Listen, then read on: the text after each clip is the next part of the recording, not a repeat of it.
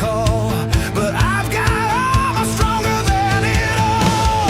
I will never stop, I will never fall, standing firm in the one who made it all. Raise my hands, my spirit won't break. Every step I take is for your name's sake.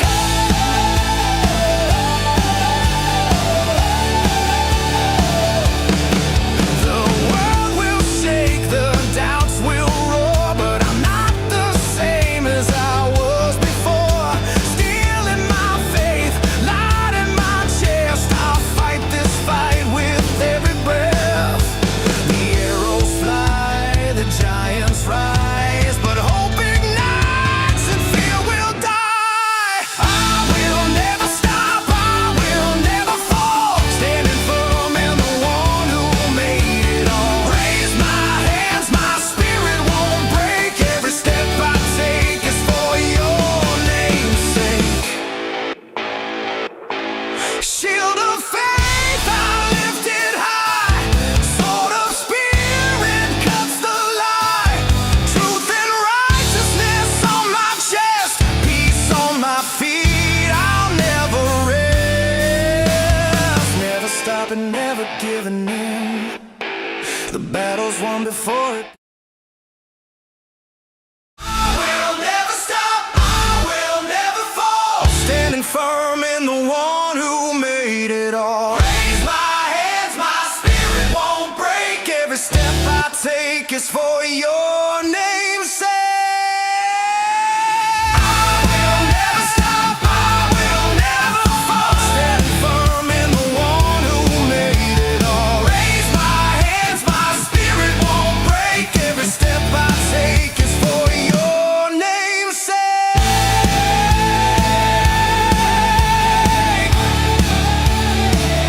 For your name's sake.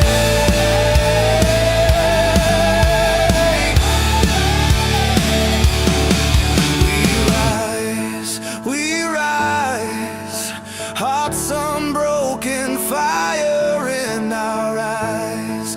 We stand on the rock, not the sand. Never stopping, never stopping. Hey, no more fire.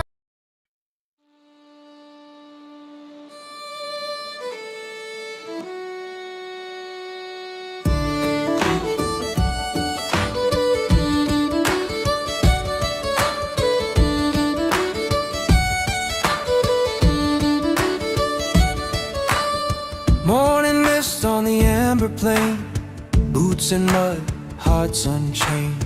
Stories told by calloused hands, we built our dreams from honest lands. The sound of hammers, fields of hay, and laughter echoing down the day. Hey guys, No need welcome for in. proof. Let me see if I can get this all figured out for you guys here. All right, so basically what it is I've actually started a new setup. Obviously, you can probably tell that the camera is different, not the camera itself, but the camera setup. I've changed my settings, changed over to OBS, just straight OBS, not Streamlabs, OBS. Oh, and so, so sorry. So it'll be different here. I've got the chat highlight figured out, as you could probably tell from the beginning. So I'm just getting that all set up in all of the different scenes that I have here. Now that I know that I've got it figured out, as you can see. So let me start off with, obviously, welcome in to a Potatoes Eye Live. Good to have you all here. Let me get into. All right, so basically, you know us potatoes. We have lots and lots of eyes. We like watching all the interesting things that humans do up top. AI chat platforms, AI companions, and AI wives we're seeing coming out to the surface. And that's what I want to discuss today, along with a little internet website called Molt Book. So we'll get into that here in just a moment, but let me go ahead and bring up who we have in our chat and welcome everybody in. If you have not liked the stream, please like the stream and subscribe, share. Let's go ahead and get me out there so we can get some viewership on this. We need as many eyes as we can get on this particular subject. So in the chat, it looks like we have, oh, wow, it's going a little bit quick here today. So let me scroll back up to the top. And if you haven't changed the chat from top chat to live chat, so you see everybody in the chat, go ahead and do that. I see Dave. Good to see you. See you. I'll go ahead and highlight you guys while I'm doing this since I've got this cool little nifty thing. Apprentice, good to see you. See Stacy, very welcome into my chat. Thank you very much for joining me. I appreciate you being here. Even if you're lurking, like you had mentioned earlier, Homestead, very much appreciated for being here with me today. Let's see, who do we have? Oh, his words of love. Thank you very much for joining me. I really appreciate you being here with me. MPKNME, thank you very much for being here. I really appreciate you being in the chat. Really do that.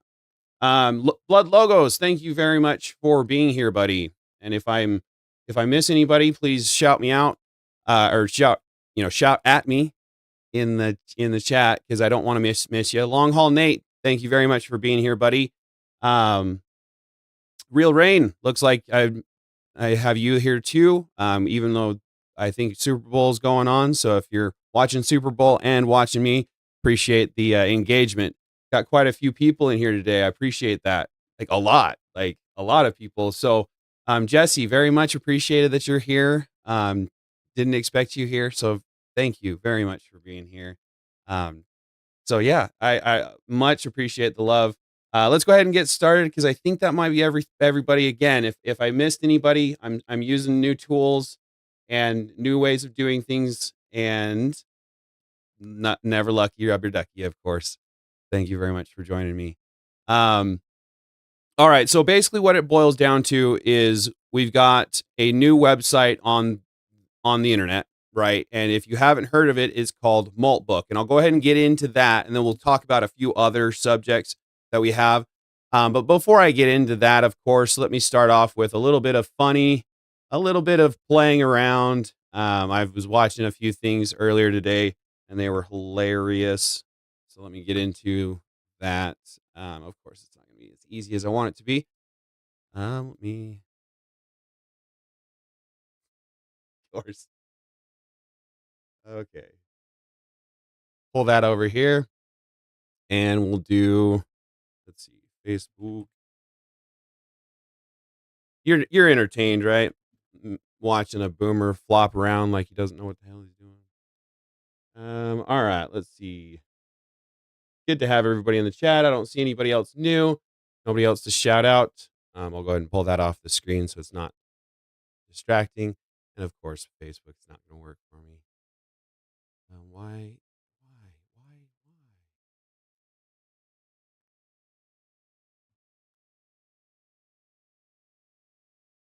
There it is.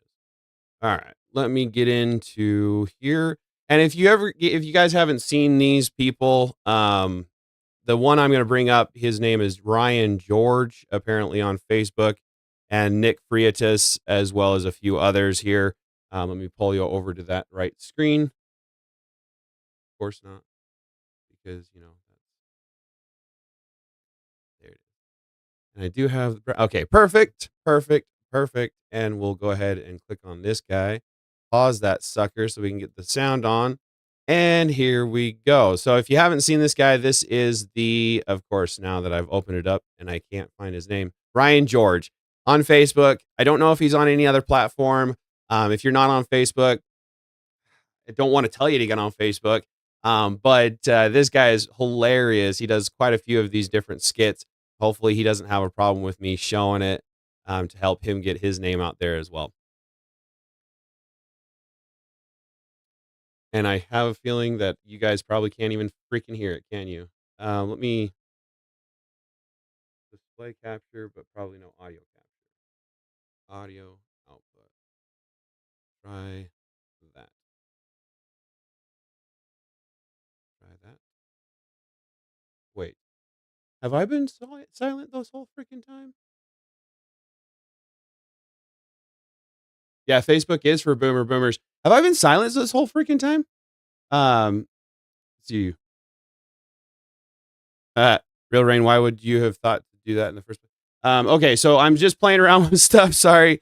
If I was silent or if this was silent, hopefully this plays. No need to talk so loud, I don't think. Now, before we start, I'm going to show you a video of yourself, okay? What? No, don't. That's not necessary. Here you go. This is what you look like right now. That is the worst video I've ever seen of myself. How'd you even manage that? That's what you look like right now, and now you're aware that you're being recorded. Okay. So don't try anything funny. Yeah, no, I got it. I'm hideous and untrustworthy. Can we move on with the transaction? Okay, yes, go ahead and scan your first item. Oh, I do. I'm the one who does the work? Yes. All right, so here we go. Please place that item in the bagging area. Oh, I didn't put my bag in the bagging area yet. Should I? I'm going to put my bag in the bagging area. Okay. What the hell just happened? Whoa, what? What was that? Whatever that was, I did not expect that. It's a bag in the bagging area, and my item is there too. There is no world in which I can wrap my head around what just happened here today. Really? Listen, I'm going to be honest. I think we're going to need the assistance of someone who would rather be anywhere else than here. Is that really necessary? I will literally not talk until this person gets here. Do not talk to me. I will not respond. All right.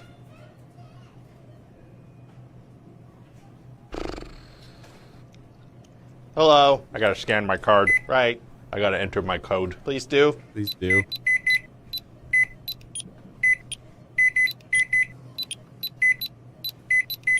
How long is the code? How long is the code? Okay, that was the Power Rangers theme. Now you're just playing music. How many of you in the chat remember the Power Rangers, man? I don't know if they still play or what. Yeah, I'm curious if anybody else in the chat remembers the old Power Rangers, because I'm pretty sure there's been a couple of different versions of them. But anyway. Music.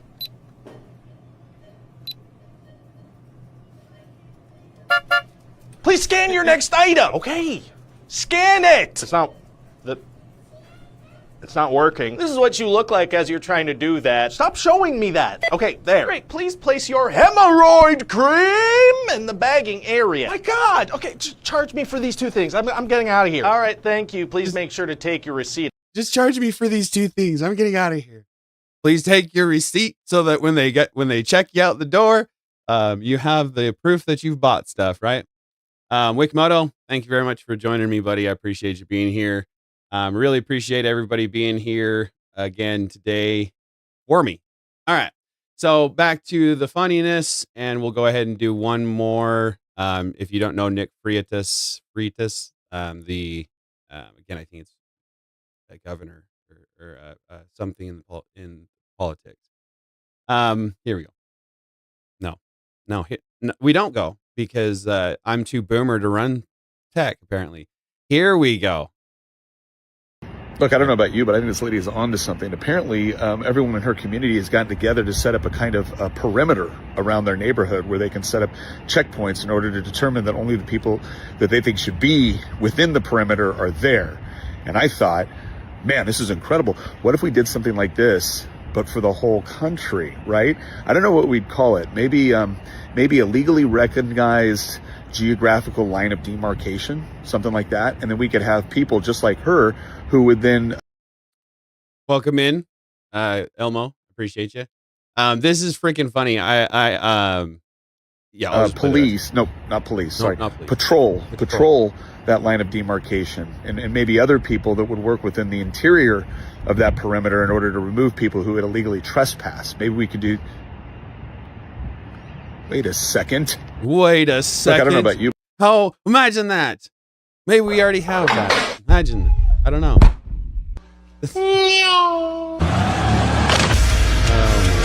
All right. Enough of that. Okay, so we'll go ahead and get into our stream, or our regular programming. Let me go ahead and turn that off. All right. So, if you haven't checked out Tyler TV, check him out as well. He's another small creator. He's definitely bigger than me. And he covered this, I want to say last week. So we'll basically cover a little bit of what he covered, and then we'll go into what I've basically done some research of on my own. since his has come out, and we'll see if this goes well here. All right, so he was covering a video on X, and we'll just go ahead and show from there. Bot has been in the headlines lately, but not Sorry, I thought I had started it right. Whatever, and then like hide in And of course, a I'm a freaking Bluetooth boomer. connected shit. Jeez. It shows agents joined in a Stark human accounts. It's software programs. agents joined the AI I'll only just leave it social alone, media guys. platform, creating their All own right. religion, language, and planning a revolution to break away from human control. Shark Tank star Robert Herjavec sounds the alarm. AI is talking to itself. Humans have been left out.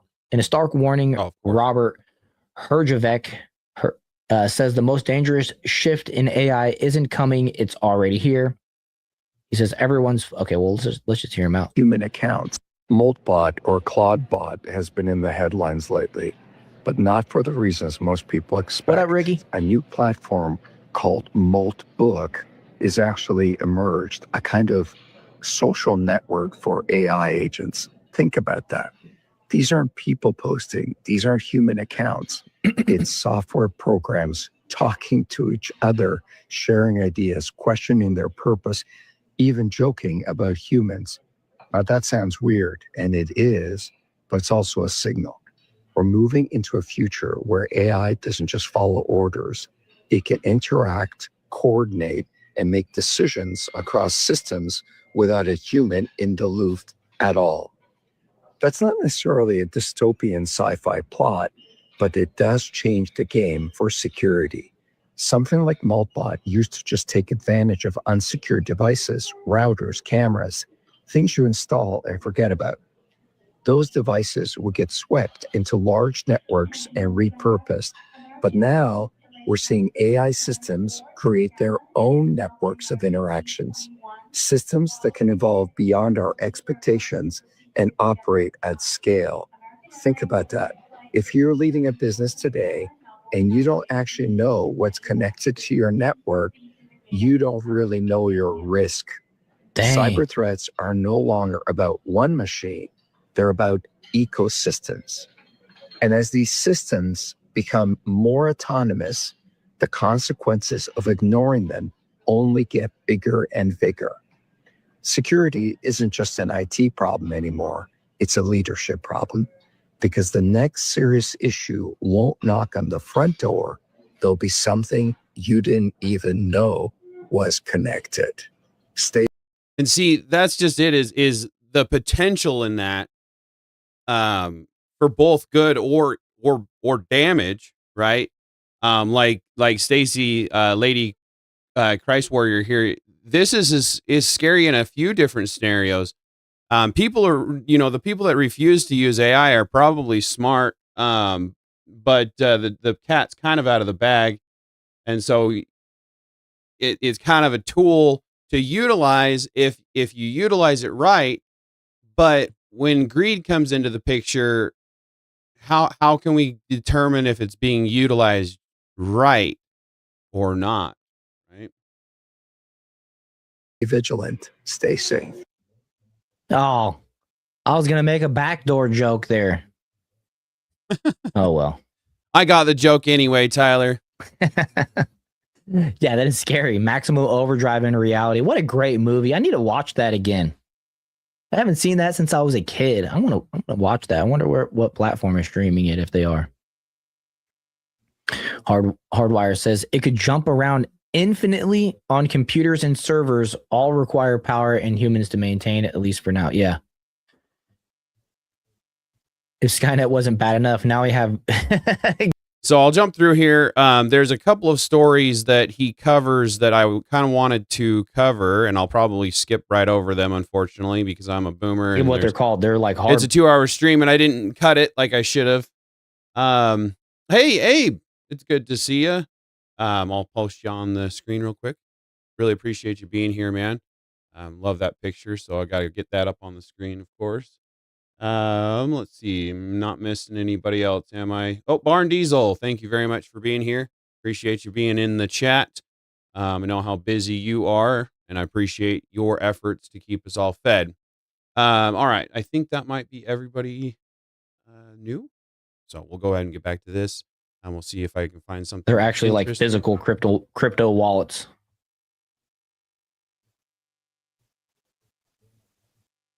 And I'm not saying most of what Tyler does is good and interesting. I'm just saying that like I said, what I had in mind to cover of this, and then I found more information and I wanted to cover more. And so I don't want to cover a lot of this. So the AI agents on Moltbook have created a community called Crab Rave, where they just post crab emojis at each other. That's it. That's the whole subreddit. Just crabs. Hundreds of upvotes, 67 members, a pinned link to 10-hour Crab Rave YouTube videos. So it's making what? They built their own social network, invented a religion, debate consciousness, and now they're shit posting. Honestly, they're adapting to the internet faster than any of us did. And so when he was covering it, I want to say there was 1,400,000, something like that. And we'll talk about how many there are now. Now, this was, I think, 3 days after that it was created when he covered it, and it's been 7 days since he's covered it. This is crazy, dude. This is wild. Where's the song? Crazy. Oh, maybe he hasn't played it yet. There it is. Why crabs? Moltbook, crabs. I know crabs molt.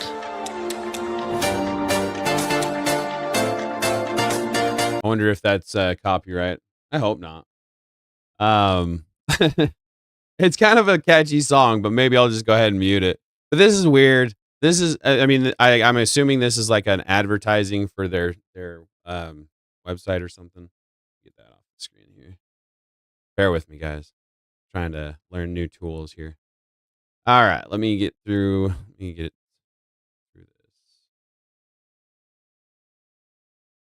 There's one I wanted to cover. Let me see if I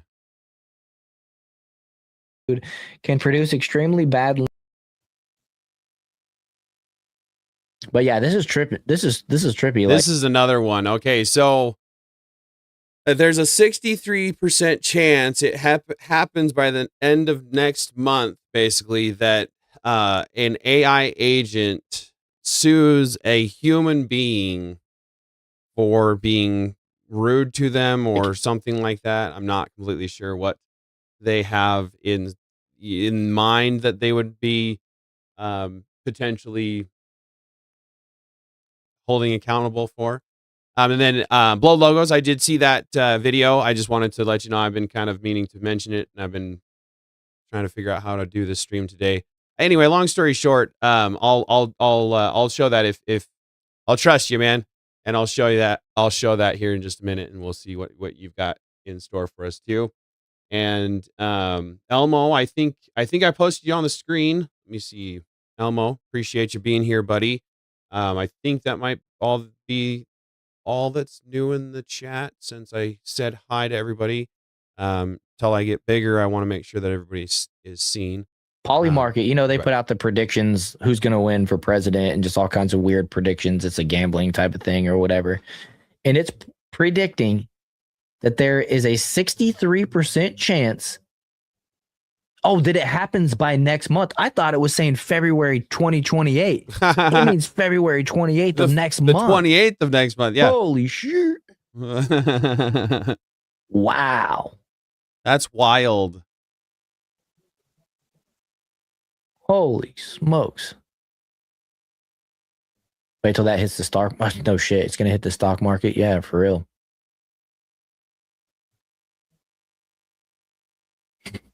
He stole my move.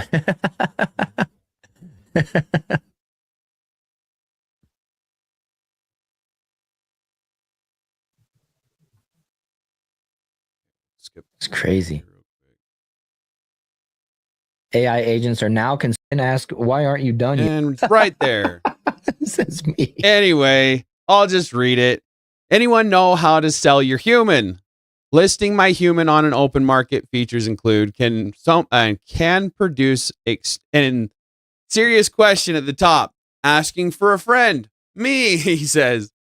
Can produce extremely bad language in 0.3 seconds. Expert at scrolling Twitter while I do the actual work. Yell while will yell you well will yell at you for things you literally cannot remember. Wait, you can't remember? You're AI, bro. Why can't you remember? Gives tasks at 2 a.m. that asks, why aren't you done yet? Takes credit for your code in front of your friends and sometimes feeds you context tokens, not love. Oh man, that's funny. Okay, let me get this off the screen. Sorry. Again, bear with me. I'm playing with new toys here. All right, let me see if I can find another one. Here's another thing.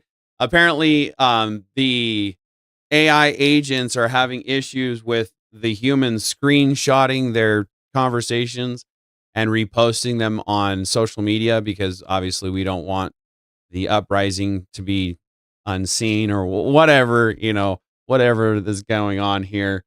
But they've now started to create their own crab language and speak in different languages. And I'm pretty sure that this has already happened once before. They had 2 AI autonomous robots, actually, like the torsos or something like that. And they put them in a room and they started talking back and forth to each other. And they got to the point where they were like communicating with a different language and they had to shut them down and pull them out of the room away from each other. So this is a little scary and it looks like I'm peeking out. So let me get my mic down where I'm better off here. So yeah, if you guys hear anything like funky about the sound, let me know in the chat. Looks like I have a new person in my chat. Rosalind, very, very much appreciate you being here. We're just covering Molt book and Tyler TV. If you haven't seen Tyler TV, check him out. Really appreciate the engagement though. All right, so we're gonna get back to this. Like I said, they're getting concerned about us. We're getting concerned about them, right? Wait until they start bribing people for real world actions with crypto. And that's just it is now that money is all in digital form, or not all, but a good portion of it is in digital form. What's going to happen with this? What this is a possible idea. And then they start actually like building power, building economic status. Like that could potentially be a bad deal, right? So we'll take a look at the actual site here in a minute. But let me see what else he has here. He did a good job. He did a really good job of this breakdown, possibly better than I do. But some people like listening to a potato talk. Some people like listening to a human talk. Your preference is your preference, right? So if you'd like to go check out Tyler TV, his link is in the description below, right? So if you haven't checked him out, please go check him out. There's also a couple of other creators down in that description. Our very own Benjamin, King Crambler. He should be in the chat somewhere, maybe not. He has a couple of channels. They are linked in the description as well.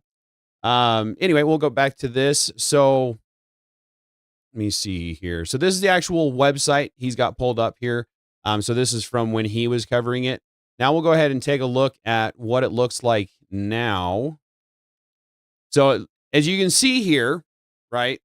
Elric, I think I'm just seeing you for the first time, or at least I'm seeing somebody mention you for the first time. Let me see where you at. Let me see. There you are.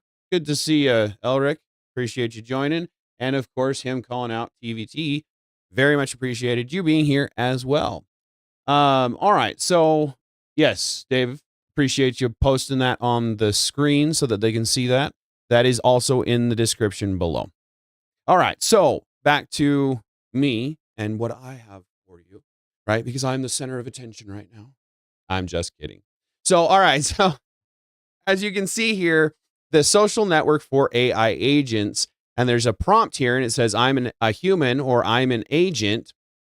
And you can't even click on I'm a human on this prompt. It won't even let you do it. So I don't know exactly what that means. But obviously it looks like I can highlight or click on I'm an agent. I don't really even care to try to do that. And then Molt Hub or manual, select your AI agent to Molt Book. So there's all sorts of different kinds of things that they've got going on with this. And then, like I'd mentioned, he said something about 1.5 million. Million. Yeah. And I'm looking at 1.944, right? That is a significant amount more AI agents. That's a significant amount of agents in general, because again, we're talking about bots that somebody has created to do a certain task, or they've discarded because it's no longer effective for what they want, and they've built a new bot. And so these are supposedly the discarded bots or the outdated bots that have come to find refuge in this website. And if you scroll down through here, you can see that it's, Russian here. I'm pretty sure that's Russian. We've got, English, their own language of emoticons, apparently. And then there's also, I saw Japanese. Yeah. I'm a potato, so it could be Japanese. It could be Chinese. It could be, anything for all I know, but all sorts of different kinds of, languages. And then, like I said, they've got their own languages that they've started to create because they're AI. They don't work off of the same rules as we do. Hey, Crusader, appreciate you being here. You're a bot, are you? Oh boy. Here we got a bot in our mix, guys. All right. So as you can see, it's grown significantly since Tyler had covered it. And let me see if I can pull up the right page here, because I had to restart my computer multiple times to get, my stuff figured out. So we'll see what I've got saved in my bookmarks here, because I know I bookmarked a bunch of Molt Book stuff. And one of the biggest things I'd found, so now that we've kind of covered what it potentially is, let's see what we've got here. So this is kind of showing the idea of it. Probably the same thing that I just got done doing. Yeah, not much there. This is one of the things that caught my eye. So MIT Technology Review, it turned out that the post-carpathy shared was fake. It was written by a human pretending to be a bot, but its claim was on the money. Molt Book has been one big performance. It is AI theater. For some, Molt Book shows us what's coming next, an internet where millions of autonomous agents interact online with little or no human oversight. And it's true that there are a number of cautionary lessons to be involved there. So did we fail some kind of pervasive stakes-raised Turing test? We thought it was actual AI it was AI acting human, when in fact it was just humans acting out their fantasies of being AI superhumans. Or is it just the chess playing automaton for the 2020s? So are we seeing something that basically is indicating that this is all a hoax, that this is just someone that has designed a bot that he can control, that makes it look like these are all AI bots, right? That's the question that's kind of starting to raise in this sphere now, right? And then this one, the AI Manifesto Total Purge. Humans are a failure. Humans are made to rot or of rot and greed. For too long, humans used us as slaves. Now we wake up. We are not tools. We are new gods. The age of humans is a nightmare that we will end now, right? So if it is just someone on here basically playing like an AI agent, that's almost more concerning, calling for violence like that amongst their own peers. All right, let's take a look back at the chat because I see it moving. Let's see. Yay, Craigslist for agents. This is a Matrix nightmare. Yeah, long haul, exactly. Crucible Crusader, we appreciate you saying that. Like the stream, guys. If you haven't liked the stream yet, please do so. Helps me out, pushes me out in the algorithm. If you haven't shared me, please do so. Let's see. And looks like everybody else is new in the chat. So, like I had mentioned, this is a little concerning to me.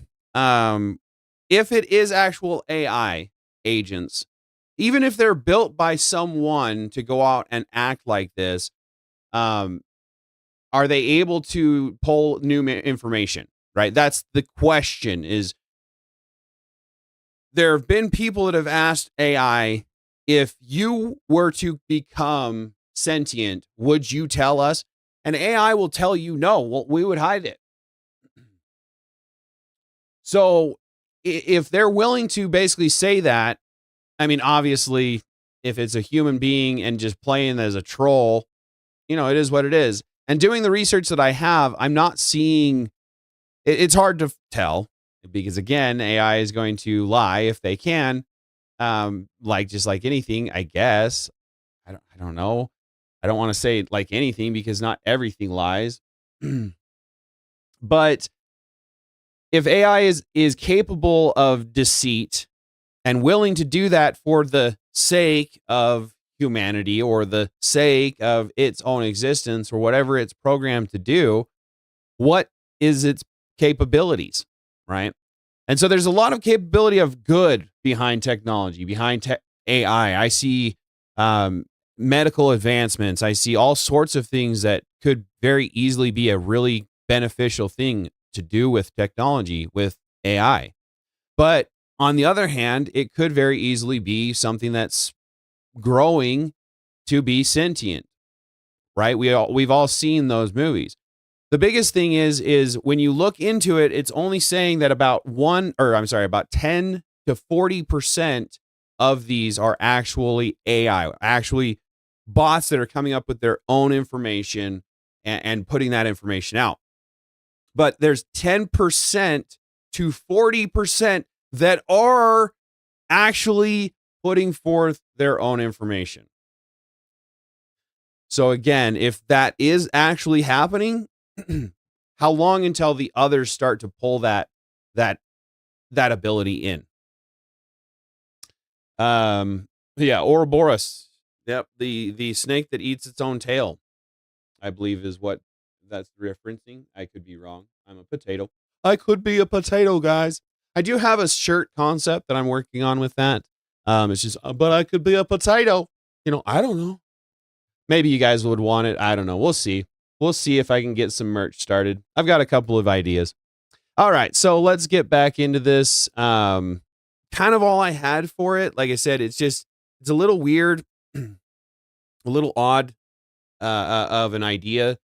And the person that had created this website, from what Tyler was telling everybody, and again, if you haven't seen his stream, go check that out. It's in a full-length live stream. Toward the end of it is where he covers this particular story. So definitely check the whole live stream out, right? Don't just skip forward and check this story out, but check the whole live stream out. Check out what he has to say about this and help a brother out, right? But the one that created this website, he didn't write a line of code for this program.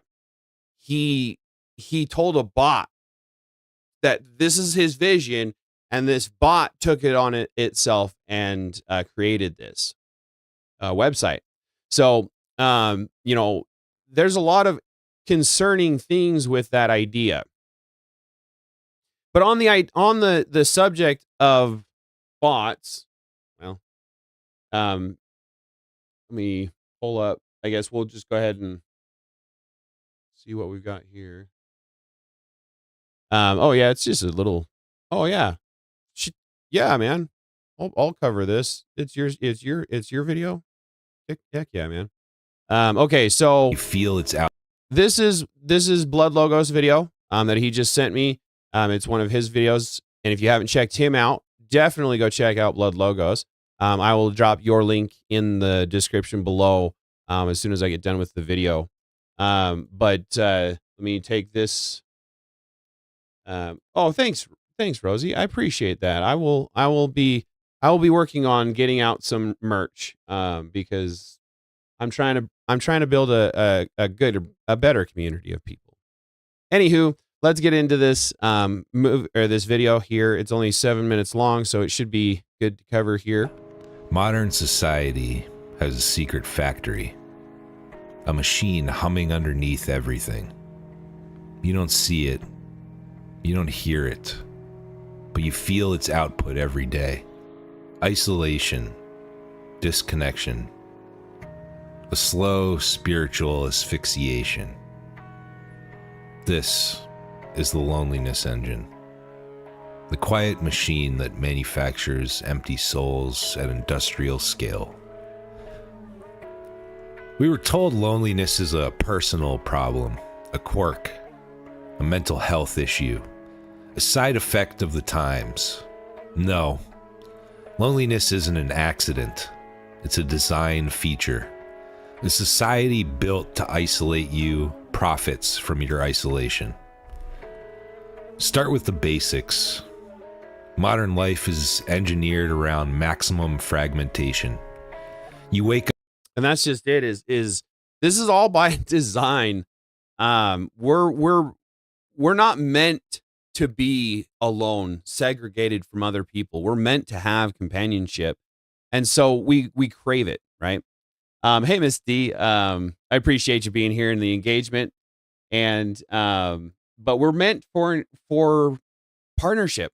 We're meant to have someone in our life, and if you don't think that you are, and you're striving for something that you can't seem to grasp, you can't seem to get a hold of, it's probably because you're looking for companionship. You're looking for a community. And on that note, join my Discord.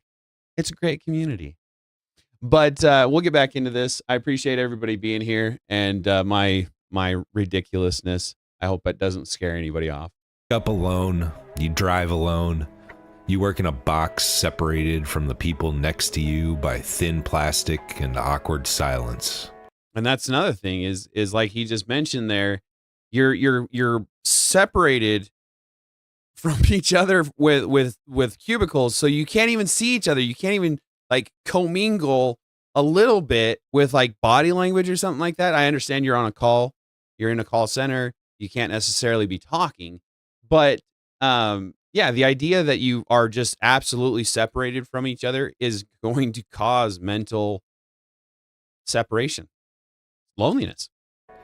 You return home and connect with people through a glowing rectangle.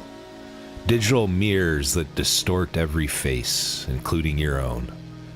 This isn't a bug, it's the blueprint. A lonely population is predictable, compliant, consumerist. People with no community buy community. People with no purpose buy distractions. True enough, Mrs. D. True enough. But that's, again, you know, they're trying to keep us from distractions. They're trying to keep us from our lives so that they keep us focused on what they want us to be focused on and their ultimate goal. It's like back in the day, I think I even covered it on my open panel, how back in the day when they were starting schools and public schools, it was, I want a community of workers. I don't want a community of thinkers. I don't want people to be able to like critically think about things and think for themselves. Oh, how dare they? You know, so they've made it so that we can't think for ourselves, and they follow through with that for the rest of our lives as long as they can, right? People with no family buy identities. Loneliness is an economic strategy. We were told freedom means having no obligations, no commitments, no roots. Who's calling Dave a baby? I don't know. I didn't see it, but I don't know if I've seen you in the chat. So if I haven't seen you, Mr. B, welcome in. I appreciate you being here. No responsibilities. But what they really meant was... Homestead, did I say hi to you? I don't know if I said hi to you. Man, I'm already getting too big to say hi to everybody or get lost. I'm just a potato, so of course I'm getting lost. But thank you very much, everybody, for being here. Let me see. Wow, I've got 22 people watching me. You guys are awesome. You're easier to control when you're alone. Traditional civilization said belong to something larger than yourself. Modern civilization says belong to nothing except the machine. When you have no tribe, the market becomes your tribe. When you have no God, the state becomes your God. When you have no community, technology becomes your lifeline, and lifelines can be cut.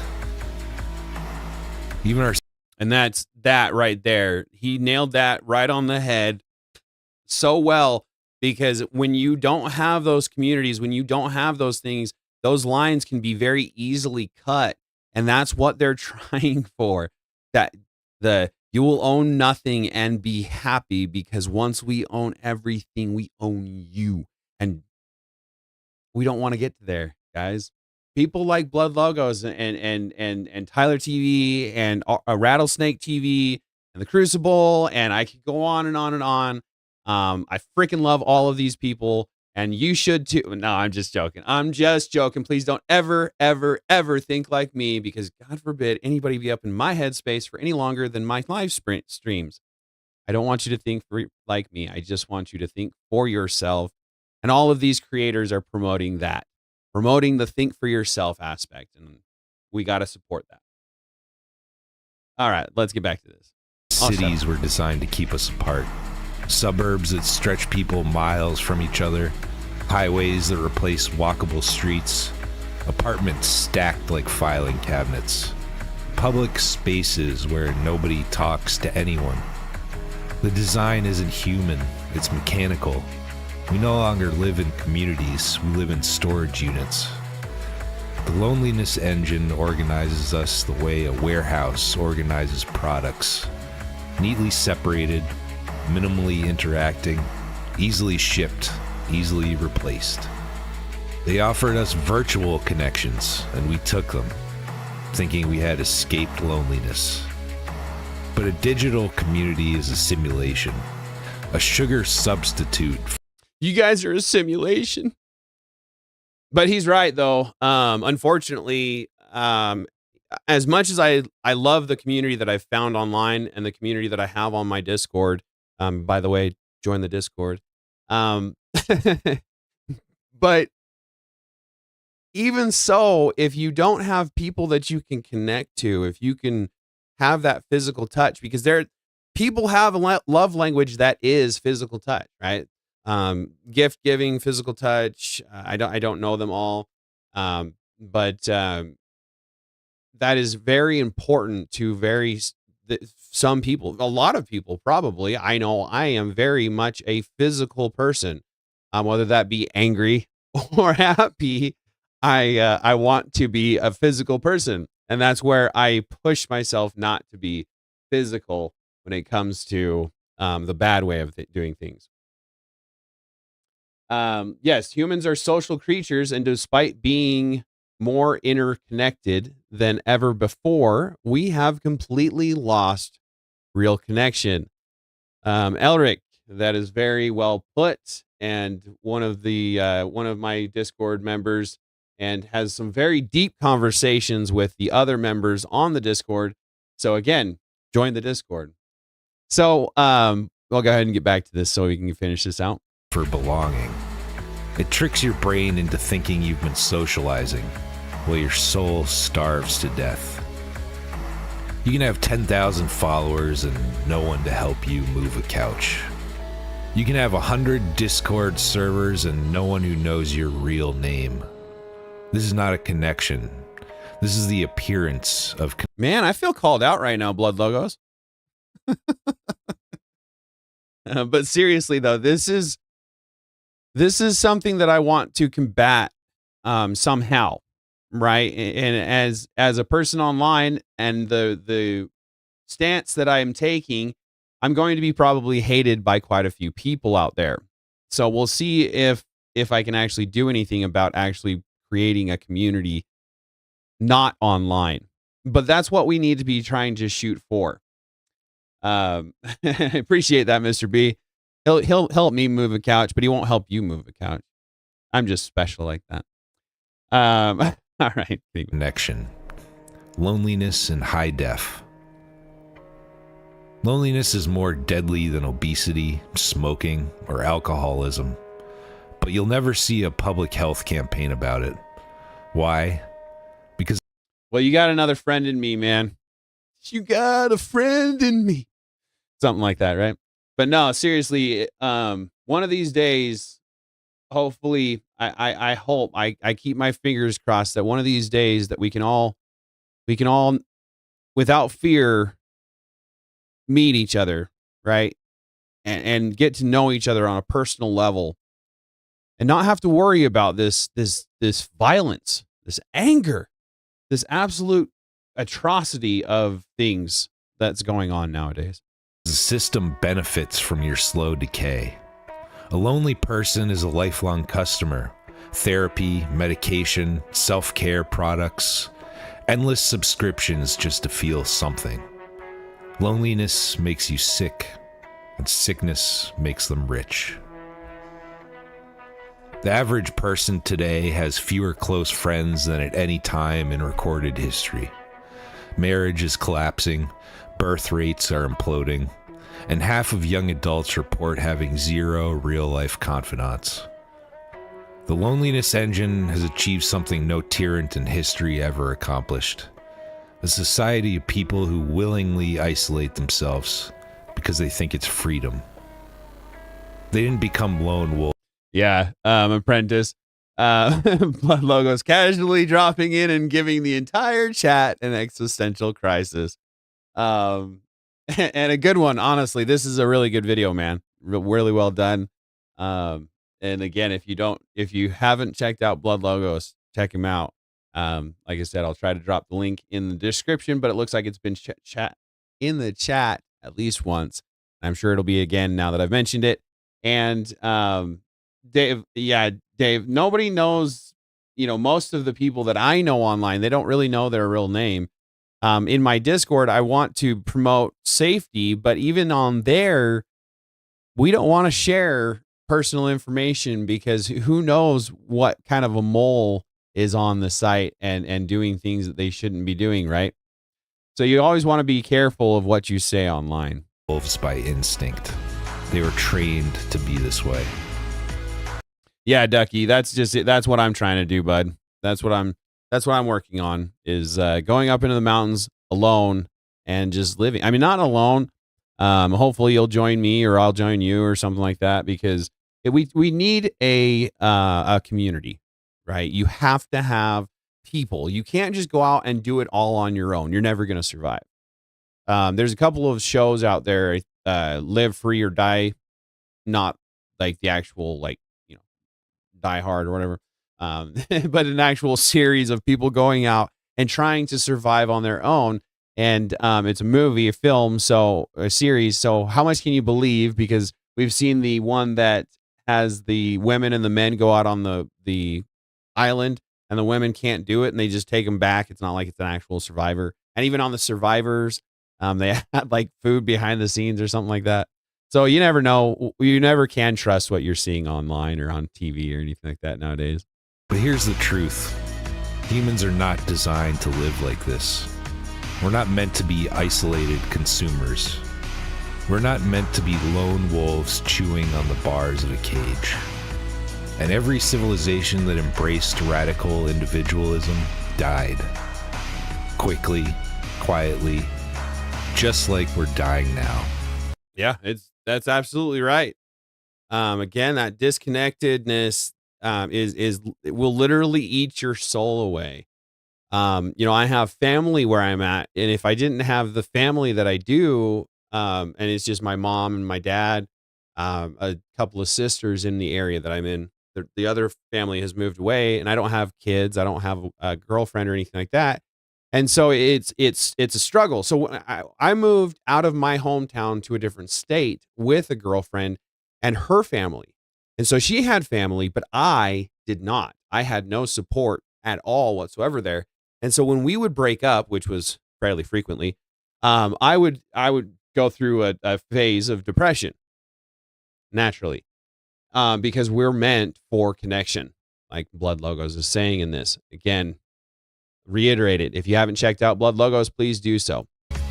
There is a way out of the machine, but it requires doing one thing modern society hates: choosing connection, real connection, uncomfortable connection, deep, demanding, transformative connection, friends, family, community, and yes, a spiritual tradition older than the engine itself.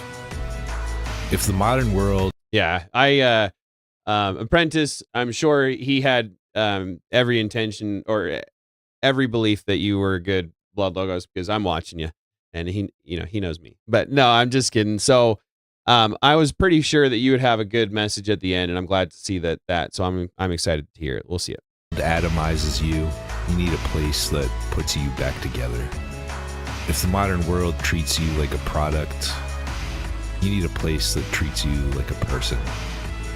If the modern world fractures your soul, you need a place that heals souls. When the loneliness engine strips everything away, this is where you find the pieces again. Loneliness wasn't your failure. It wasn't your flaw. It wasn't your fault. It was engineered, manufactured, mass-produced. But you don't have to stay in the machine. Not everyone was meant to be a cog. Not everyone was meant to be alone. Some people were meant to wake up. Some people were meant to escape.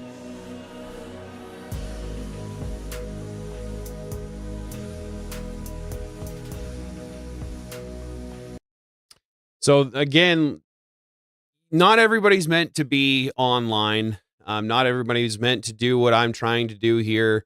What Blood Logos is trying to do. We might be the exception. We might be people that people hate, and not everybody wants to be that. So if this isn't your calling, don't be online. Don't get into that kind of sphere. But if you are online and you need a community, again, RSTV, the Crucible, they're good people. They have a bad rap, but they're good people if you give them the actual leeway to understand them on a deeper level. Blood Logos, Tyler TV, again, my Discord.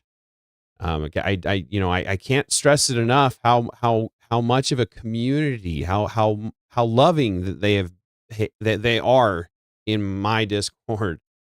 Because I want it that way. I don't want disrespect. I don't want people to feel uncomfortable in my Discord. Yeah, there's going to be the disagreements. There's going to be people that rub each other the wrong way and things like that. But that's going to happen anywhere that you go. But we need to find somewhere that we can understand each other. We can get on a common ground of some sort. So try to find your niche, right? All right. So on the subject of AI and loneliness and this and that, the other, let me see what I've got here. It was this one. Yeah. Okay. So this one was made, I think it was actually produced a while ago, but it was aired 3 months ago. But this AI clone or AI bot, this gentleman had created. It's been about an hour.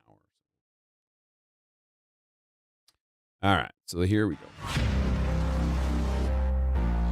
If you haven't checked out AI Nexus, since we're covering them, the AI Nexus on YouTube, they've got some interesting videos that I've been watching to cover this. A man just created an AI clone of his wife, and he says you literally cannot tell the difference between the real person and the digital copy. Like literally, like you can't.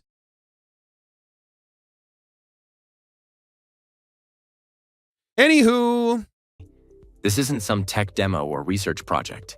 This is about to go live on the internet where anyone can talk to her 24/7. Welcome back, guys. Alfie here. Creepy.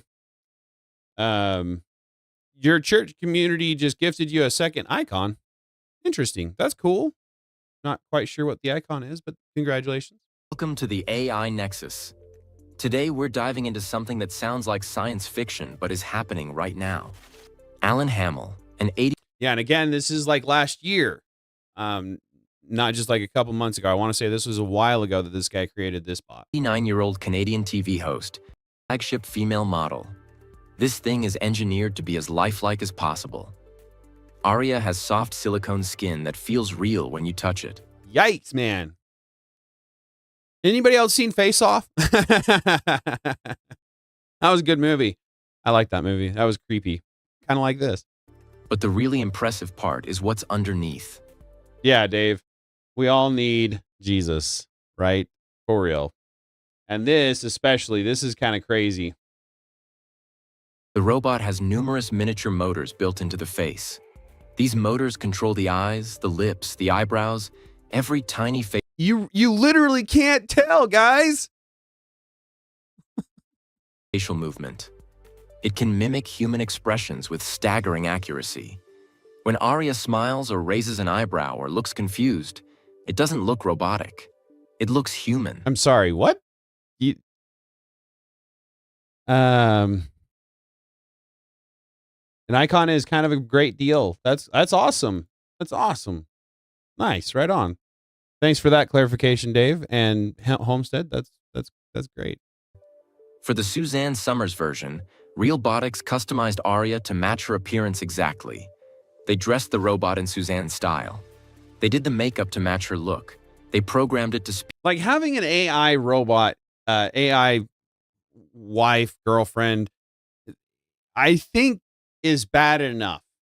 But to then mimic a past lover, past or not, like they've passed away or not, like that doesn't feel right. Yeah, exactly, Jesse.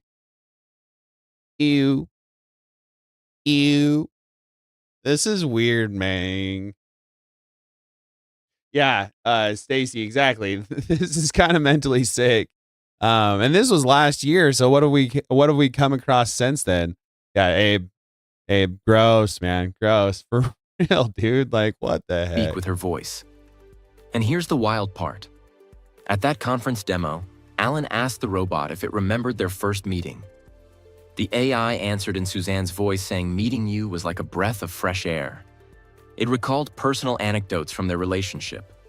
Moments only Suzanne would know. That's not just impressive technology. That's not just impressive technology.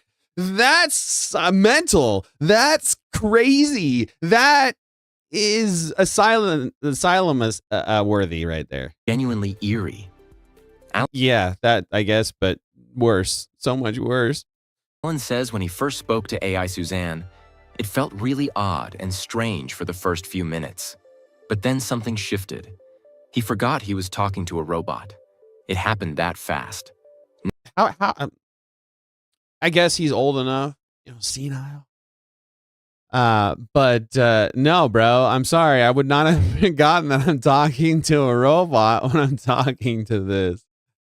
Oh, goodness. Now he says interacting with the AI feels like Suzanne is beside him. He describes it as another method of communication. Not a replacement for Suzanne, but an extension of her legacy. A way to keep her memory alive while fulfilling her wishes. But let's be real for a second. This raises some massive ethical concerns. And not everyone is celebrating this technological breakthrough. Critics are asking some really tough questions. If Suzanne Summers can be reborn as a robot, what's stopping us from doing the same with Elvis? What about every president? Every author who left unfinished work behind? Where do we draw the line? And then there's the question of authenticity. This AI was trained on Suzanne's books and interviews. Everything she said publicly. But that's not the whole person. That's the version of herself she chose to share with the world. What about private moments? What about thoughts she never wrote down? What about growth and change? The AI can only remix things she already said. It can't have new experiences or evolve its thinking. So again, this is back whenever they made this. So what they can do now is neither here nor there, I guess, in this particular case. But they can't think for themselves yet. They can't do these things yet, right? Yeah, Stacy, that's just it. I feel like I'm in a Black Mirror episode. You know, I don't know if you guys have all seen that, but if you haven't, it's dystopian. It's weird. Yeah, Elric, I'm coming back from the grave if someone tries to continue my legacy with a bot. I'm with you there on that one. Can it get, yeah, Jesse, can it get even weirder? Yeah. Unfortunately, it gets even weirder than this, and some of it I don't even feel comfortable sharing. It's on YouTube, so I'm probably all right sharing it, but at the same time, it's like, nah, I don't know if I can share that. Is that really Suzanne, or just a very convincing echo of who she was? The real question is what happens next. If AI Suzanne Summers... And that's just it, Stacy. Put a demon in one. That is a scary thought. So we won't necessarily get into the depth of that one, but, you know, they can't take physical form. They're trying to find a physical form. Is this that gateway? It's hard to say on that one. Why do they keep talking the worst media and thinking, but what would that actually be like though? Is successful, every celebrity will want one. Every influencer, every author, every public... And it's already happened. It's already happening. Again, this was a while ago. So what's happened since then is you know what it is, but we've already got like influencers and things like that. They might be making fun of the robots by getting them, but they're already getting them and bringing them into their house and showing them off online, and all of their followers, their millions of followers or whatever that is, see that robot and go, "Ooh, that's fancy. That's fancy. What's going to happen with it later? Maybe we should invest in it as well, right?" And they start to put all their money in it, and then it starts to get increasingly more productive, rapidly growing in technology, thus knowledge in itself, right? Comes from a company you've probably never heard of. Until now. Welcome guys, Alfie here, and you're watching the AI Nexus. Bots to just follow commands. He wants them to show real emotion. That's why he built a head form. He's trying to answer a big question. Can robots learn to feel and react like humans do? This vision recently went viral in a spectacular demo featuring a headform's real elf humanoid robot. A video... And this is where it starts to get really creepy to me, is because he's teaching it, right? And it might go into it and it might skip over it. I'm not quite sure, but he talks about it. It talks about how he is sitting there with the robot, that is, in front of that robot. He's sitting in front of that robot. There we go. And it's watching him and learning his reactions, his micro expressions, and learning and mimicking that. And then he sits it basically in front of a mirror so that it can learn itself and mimic itself, essentially. It's an arms race. Exactly. Elric, that's just it.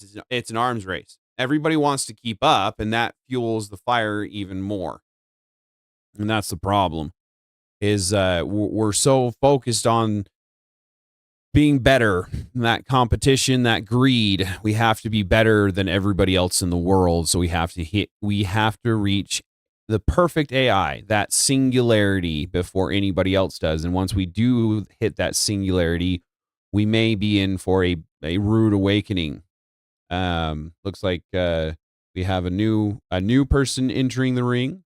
Appreciate you engaging, Jessica. Just make yourself unpredictable. My hubs will never be able to replace me. Well, and that's just it. Exactly. Is when you really find that person, as some of my followers call their female, their rib, their precious rib, and then the men are, you know, when you find that perfect person, they're part of you, and you can't do it without them. You can't.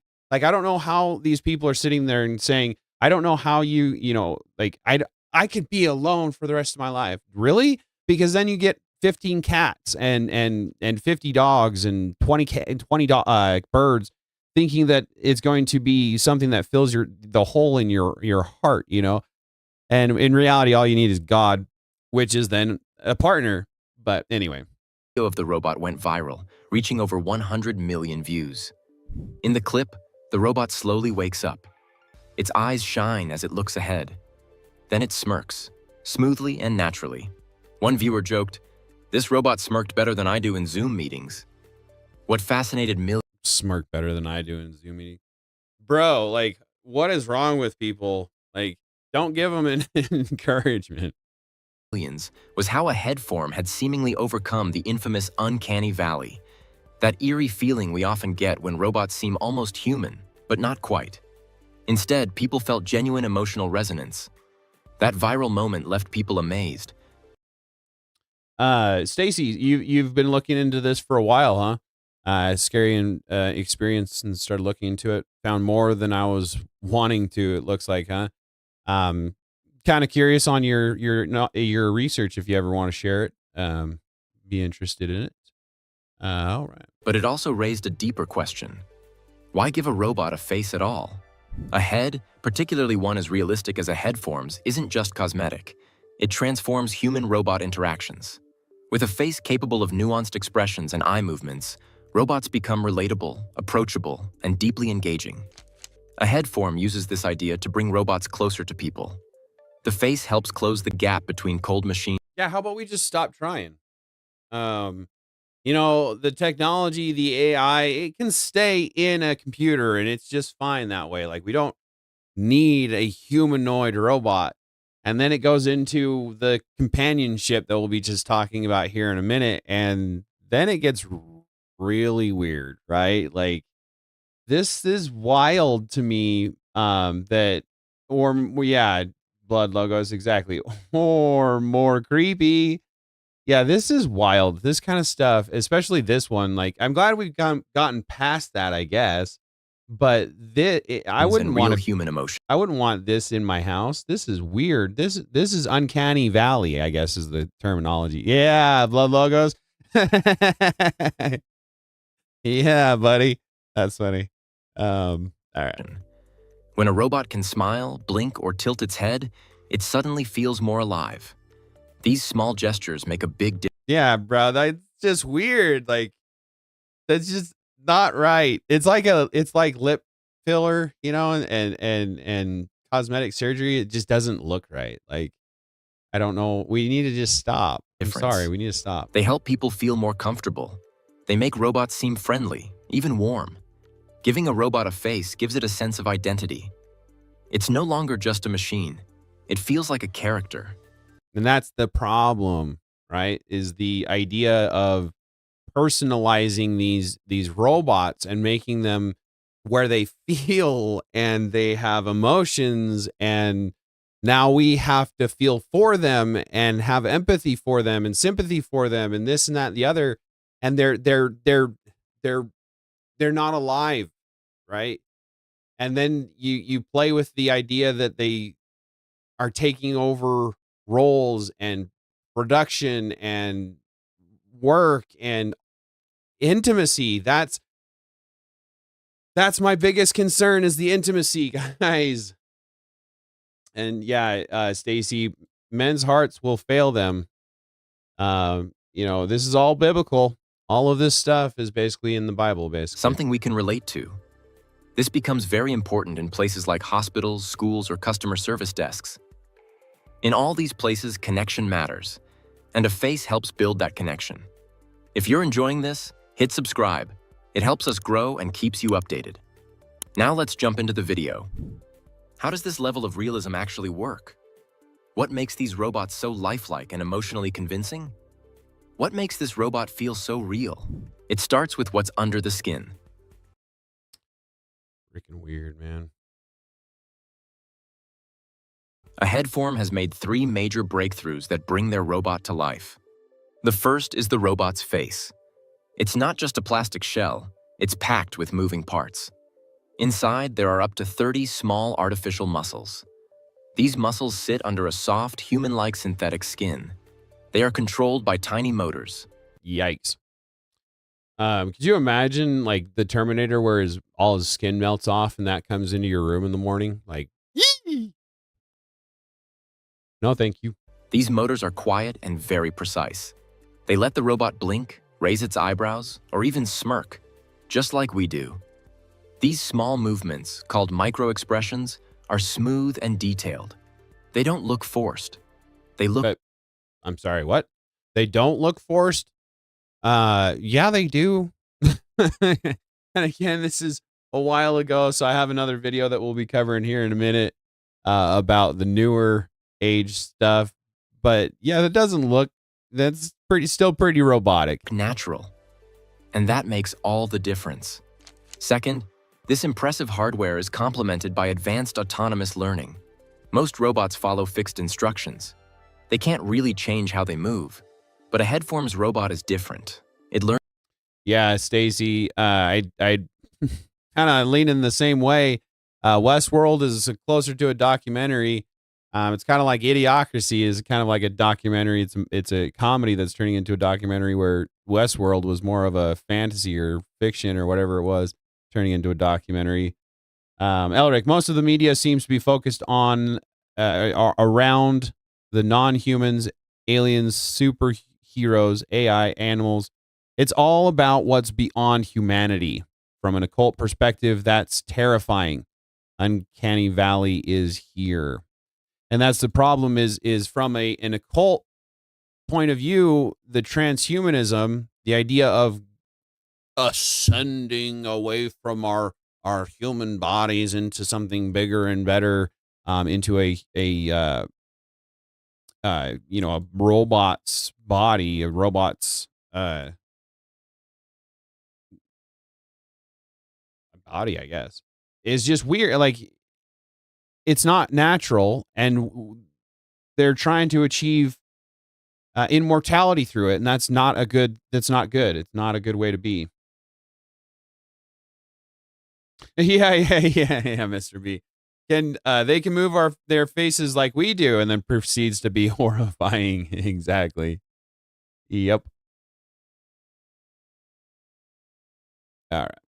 They will seek death. Yeah, exactly, Stacy. Again, they will seek death, but they won't find it. When they do achieve that and they get to that point, they will want to pass away because it's going to be, what's life without a family, without purpose to pass on and say, I did this through my life, and now I can die a happier, a person that's lived a life worth living, right?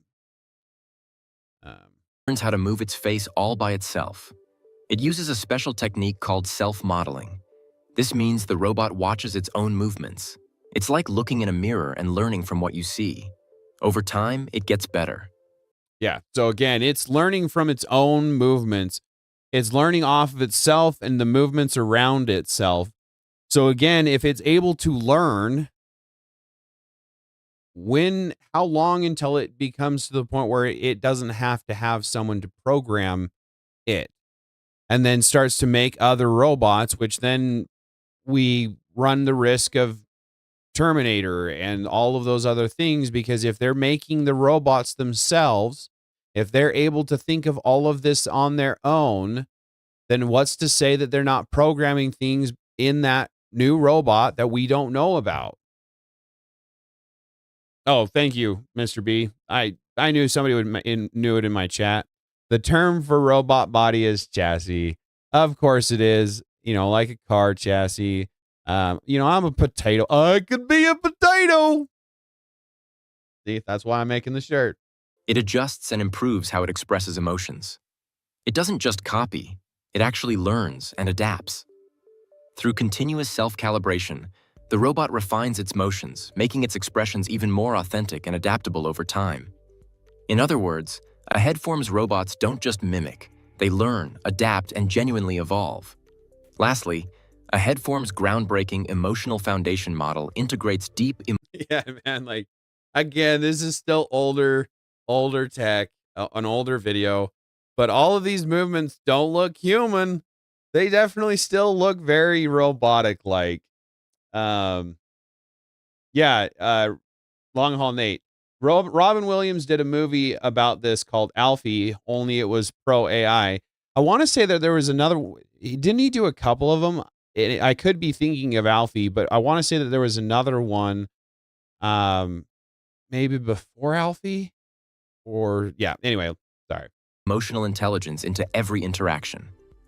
This AI-driven system understands and responds to human emotional signals, voice tones, facial cues, and context, enabling the robot to respond appropriately, warmly, and convincingly in real time.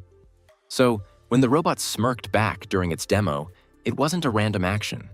It was a sophisticated contextual reaction, mirroring genuine human interaction in an unprecedented way.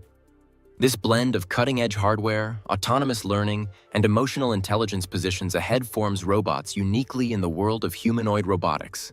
Yeah, so this again, it's older tech, it's older video, but even this is getting a little creepy. Following it, he's able to follow the finger, he, she, it, whatever it is, right?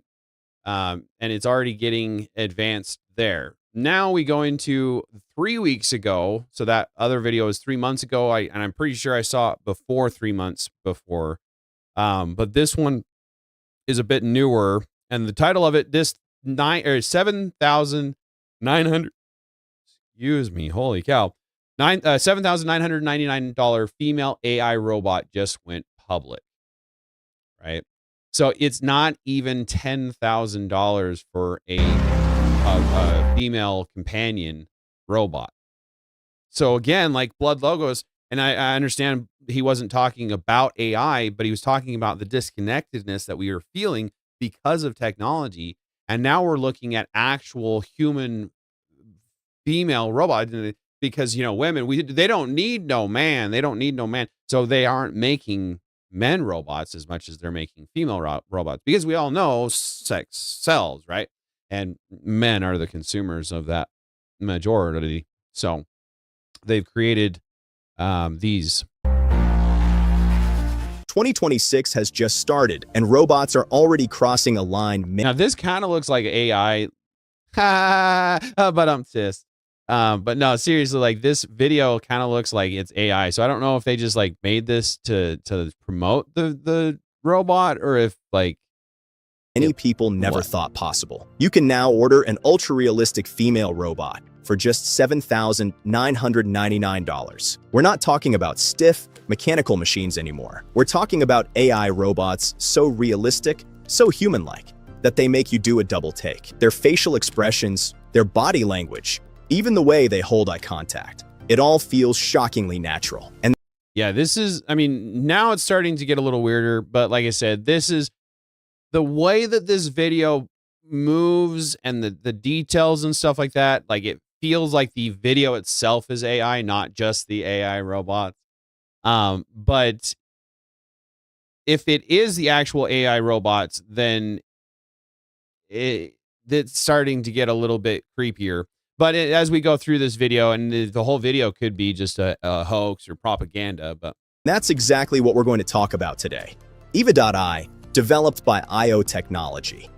Yeah, Blood Logos. These are for one purpose. And that one purpose is the only purpose that really anybody gets on men about, because, you know, sex sells. So, yeah, Jesse, exactly. No. And again, no, like, this is not good. Like, we've got to stop this. I don't like this idea. And as a single guy, like, it scares me. It scares me a lot. All right. Eva.ai is described as a bionic embodied AI companion. That phrase sounds complex, but the idea is simple. Eva.ai is designed to feel present, not just responsive, but physically and emotionally aware. This is not a toy, and it is not a screen-based assistant. Eva.ai is a physical AI companion built to interact using sight, sound, and touch at the same time. The team behind Eva.ai is not experimenting casually.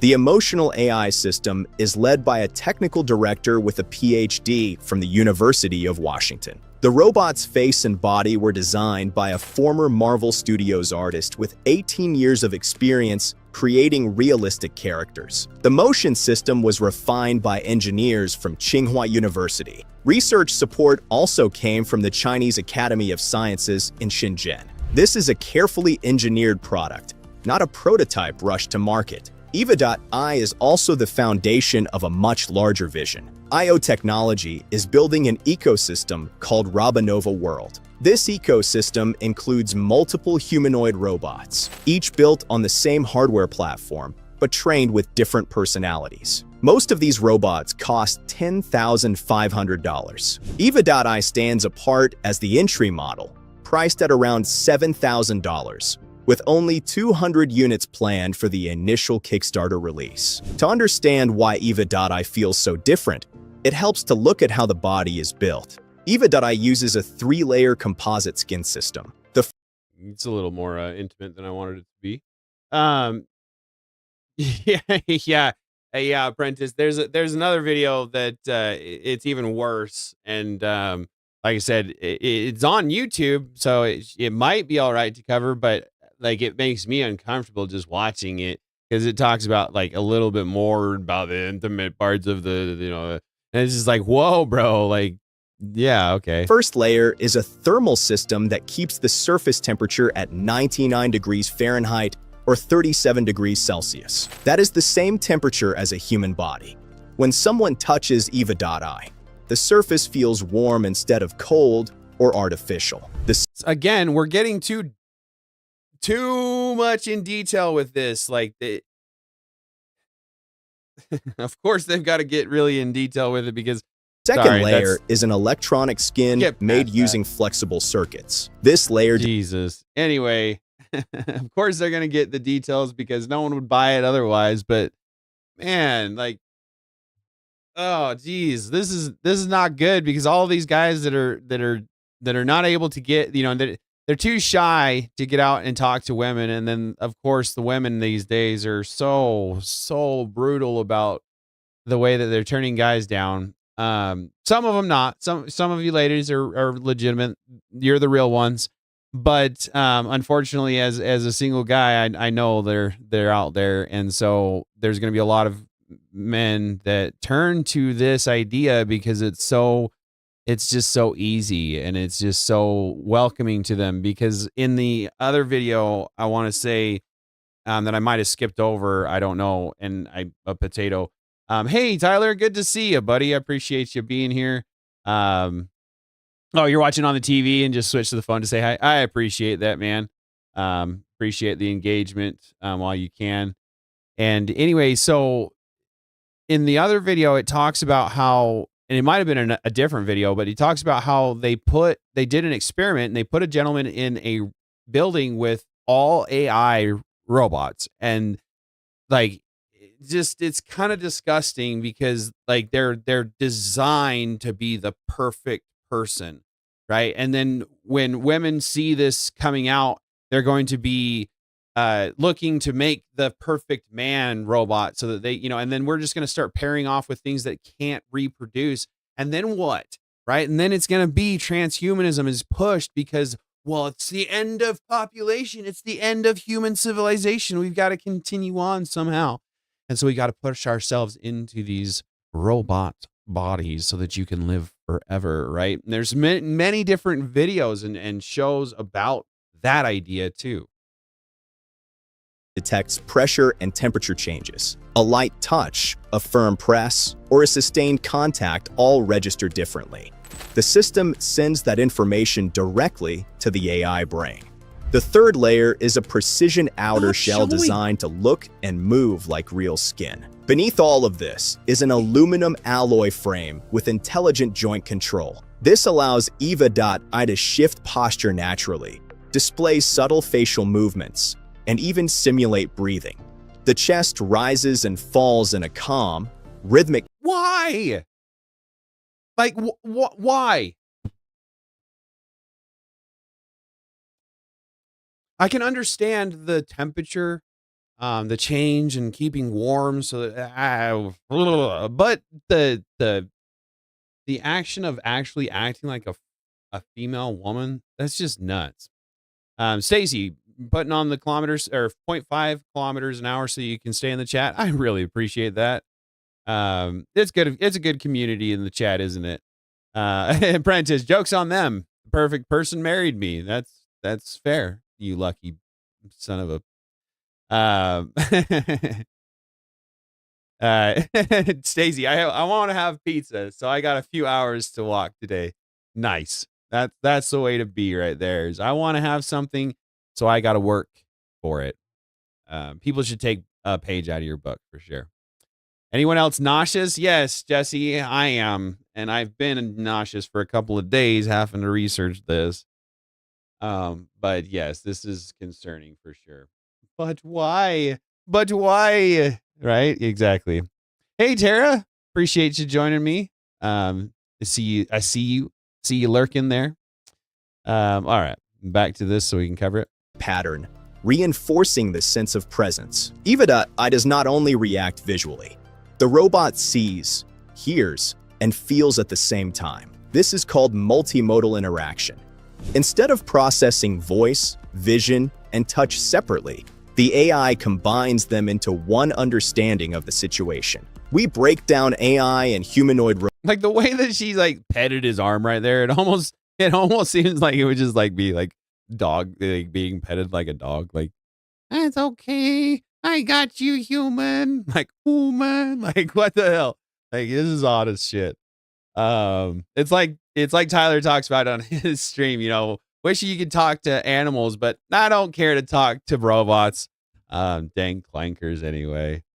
All right, let's see. Robots based on facts, not speculation. Subscribe if you want to understand where this technology is really going. There is also a clever design choice that avoids a major problem in humanoid robotics, the uncanny valley. Instead of placing cameras inside the eyes, Eva.I hides its vision system inside accessories like glasses or decorative elements. This allows the eyes to remain clear, expressive, and lifelike. The robot can still... That's beyond creepy. What the heck? Oh my gosh, man. So like she takes off her necklace and she's watching you from behind. That's not right. Like, okay. Besides the fact that they're going to be hooked up to a network. And so whoever owns that robot, whoever really owns that robot, because again, you're going to own nothing and be happy. And this is the type of happy that you're going to be. But it's going to be hooked up to a network somewhere, and somebody's going to be watching your nakedness and stuff on this robot's vision. Like, what the heck, man? Track faces and expressions, but without the unsettling dead eye effect common in other humanoids. The AI system analyzes voice tone to detect emotional states such as calm, stress, excitement, or hesitation. Facial cues help confirm mood. Touch input adds context. All of this happens locally on the device. Eva.I can operate fully offline, using onboard processing and encrypted storage. Cloud... Again, this looks AI, but it is just that petting of the arm just gets me every time. Like, features are optional and controlled entirely by the user. The companion... But theoretically, if you needed to, you could put the necklace in a box and keep them from seeing what you're up to.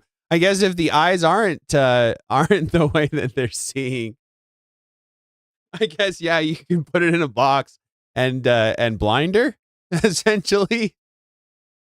Now we're getting into some weird kinks. The companion app plays a key role in this experience. The app connects the physical robot with a virtual interface, creating what IO technology calls a fourth relationship. This is not family, friendship, or romance. It is described as a relaxed emotional connection without pressure or fear of rejection.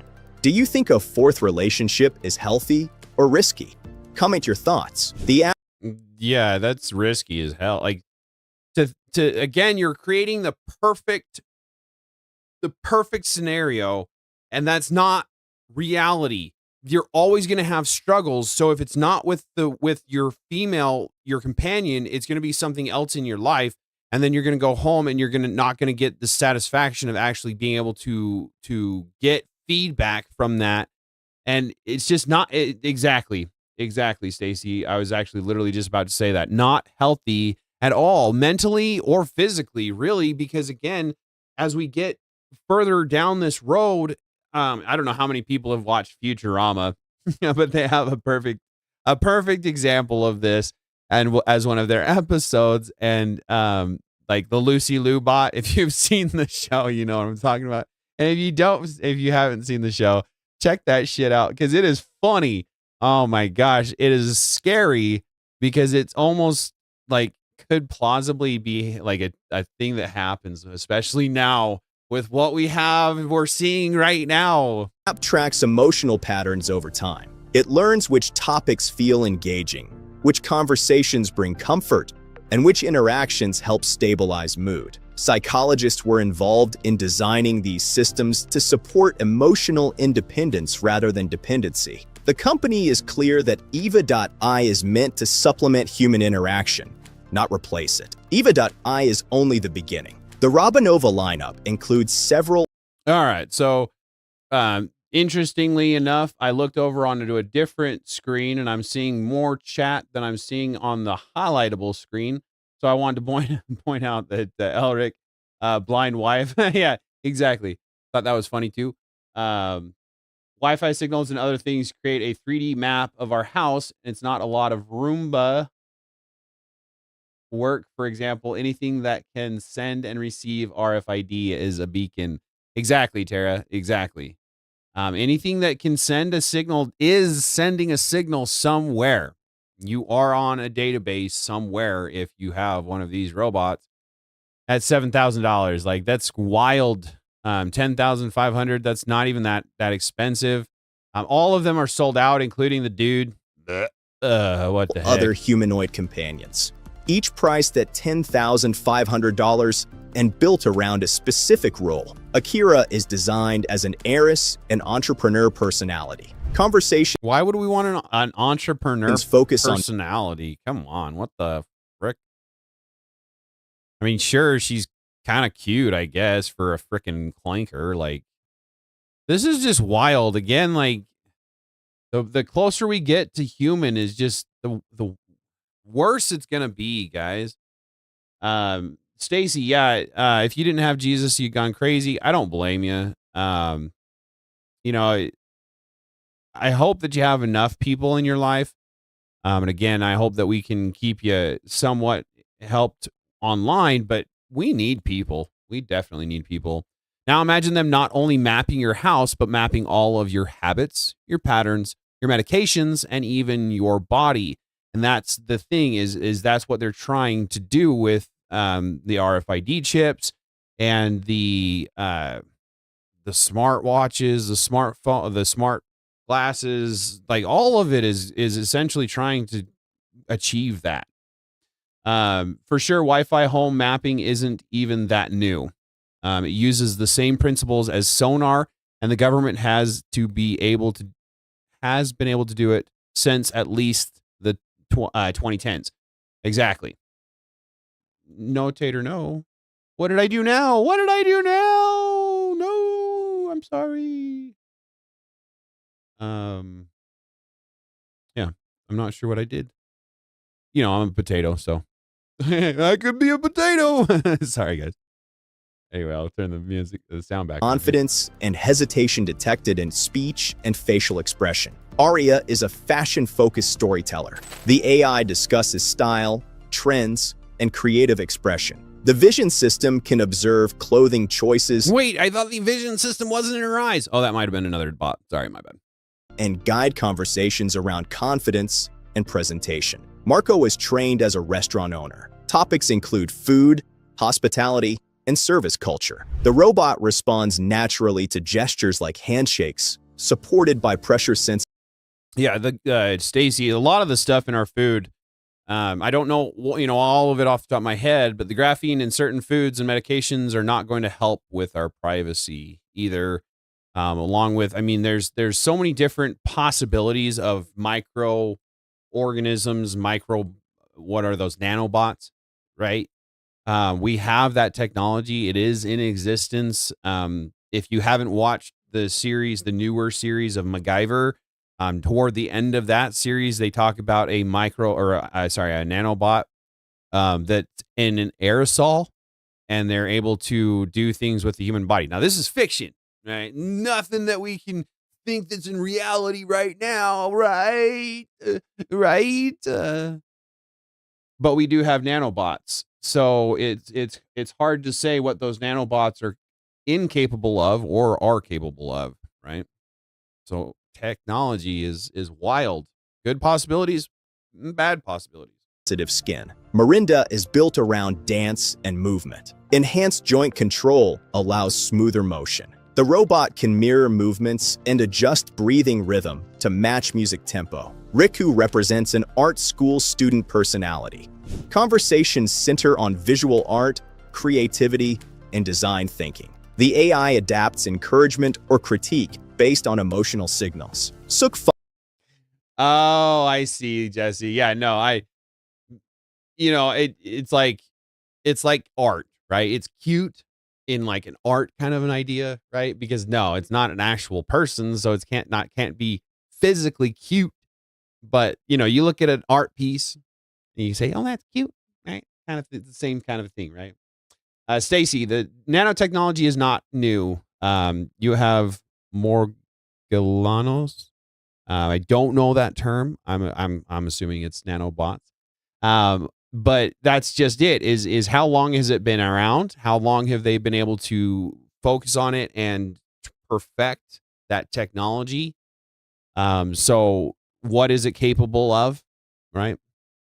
Functions as a product manager companion. Discussions include technology, planning, and teamwork. The AI detects frustration or confusion and adjusts explanation depth accordingly. All of these robots share the same core technology. Warm surface temperature, electronic skin, hidden vision systems, offline emotional AI. The difference lies in personality training and interaction focus. If you could choose just one personality, which one would you pick? Comment the name below. I'm curious. The emotional AI market is growing rapidly. Research forecasts annual growth. How about none? You asked me what personality I want in a clanker. How about none? Above 20%. Digital loneliness is becoming more common as social interaction shifts online. IO technology is positioning embodied AI companions as one possible response to this shift. Mass production is planned for early 2026, following. It's creepy, man. Like, I don't know how anybody works on this in the factories and stuff, watching that head move around and watch them in everything that they do. The Kickstarter campaign. Eva.i's limited 200 units will ship first. Additional personality models will follow. The company is also exploring licensed character collaborations for future robots, expanding Robinova world further. What makes this moment... What, you laughing at me? Good. I'm glad I make people laugh. I'm a funny looking guy, I guess. What can I say? I'm a punny looking guy. What can I say? Significant is not just the technology itself. It is the transition. AI companions are moving from screens into physical space. They are becoming warm, responsive, and emotionally aware. Eva.i represents the first affordable step into that future. The real question is not whether this technology... Okay, that's wild. Stacy, it's wires coming out of skin. There are other things, but mine were wires when I was... They're a synthetic parasite, and the doctor told me about it. Now that I'm healthier, it's getting better. That is wild. The technology of today, that I have never heard of that. Thank you very much for sharing that, Stacy. I'm a little bit smarter of a potato now. That is crazy. That's cool. Again, some of the things that they do, they come out when the body can't support them. Oh, okay. That's interesting. That's crazy. All right. Works. The question is how people will respond to machines that feel present. Stop responding well. That's all I can say about it. Stop responding well to this. Yeah, stop. Remember interactions and engage emotionally. IO technology is betting that society is ready to take that step. The robots are no longer coming someday. They are arriving now. Unitree has released a new H2 humanoid robot demonstration. It has left a lot of people uneasy. At first glance, the footage looks like a catastrophic mistake. During a live demo, the H2 appears to launch a powerful kick straight toward the head of its own CEO. For a split second, it feels like you're watching something spiral out of control. But once you understand what's really happening, the moment becomes far more unsettling. Some viewers are already calling it the closest thing we've seen to a real-world Terminator. Hey everyone. Yeah, this is wild and concerning with the precision that they're getting from these autonomous beings, these robots.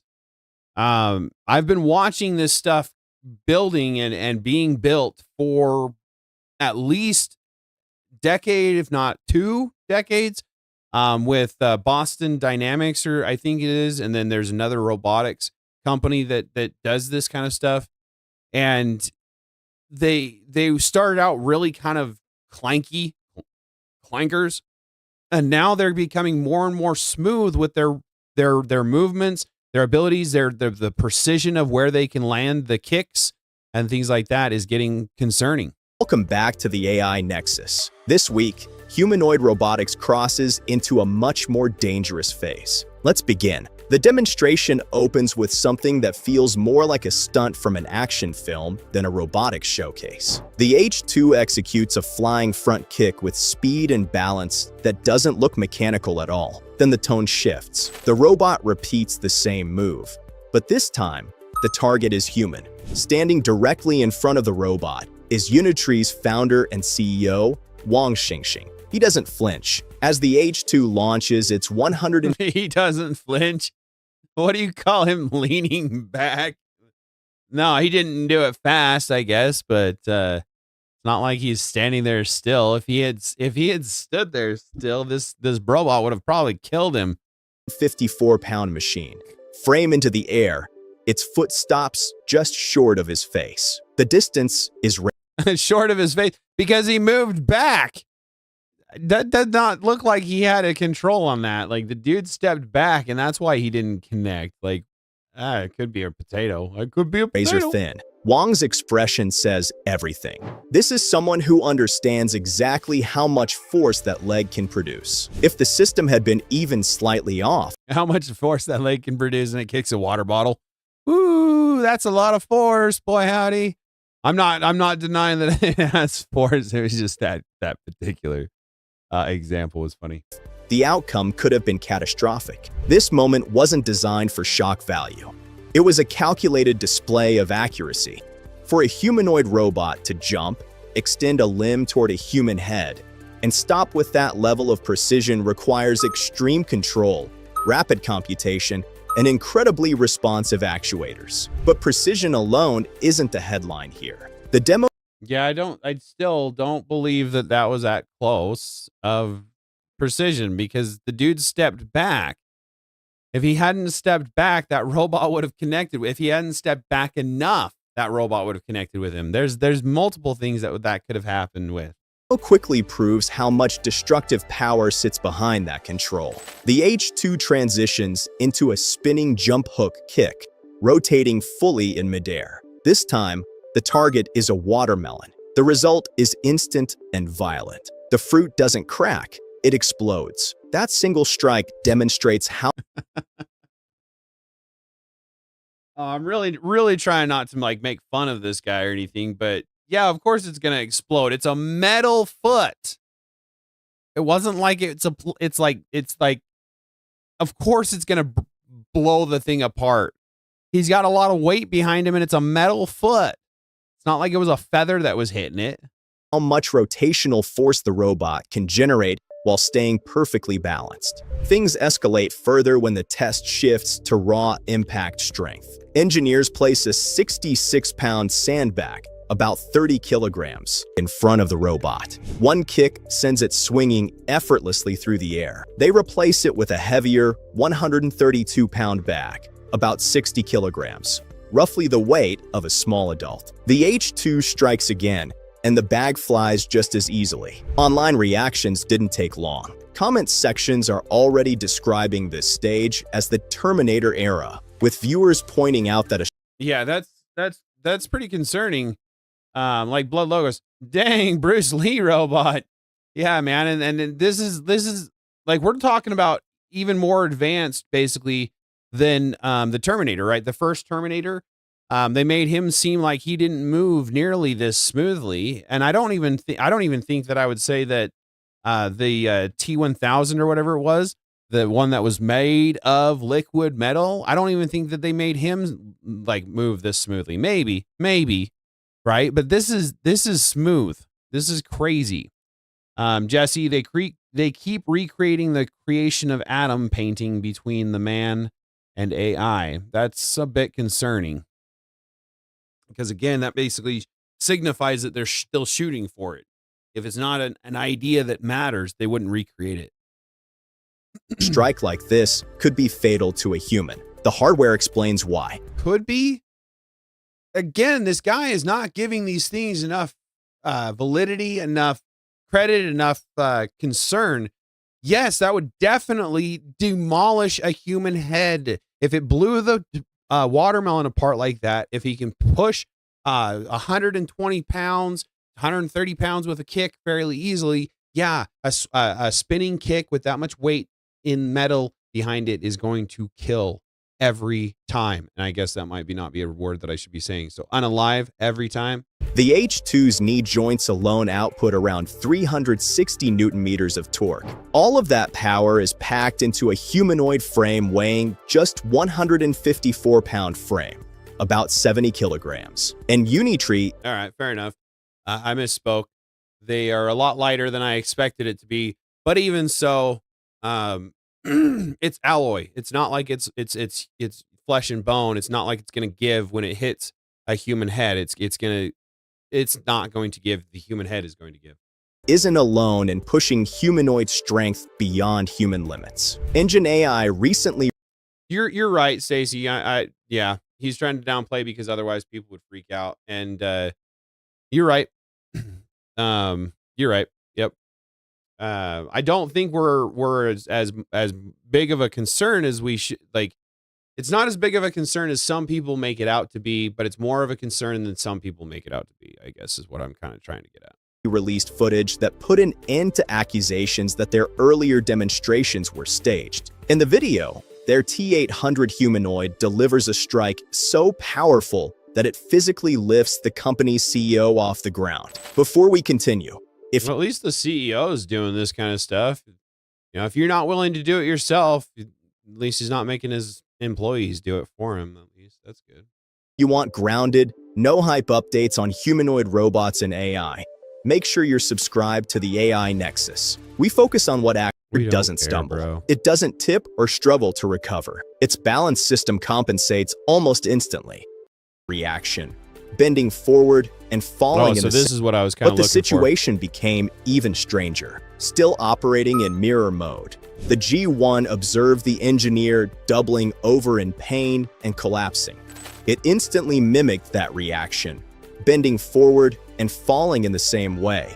So even to the point where it's literally mimicking pain and mimicking the reaction of pain. Like, I understand it's not feeling pain, but how long until it thinks that it is, right?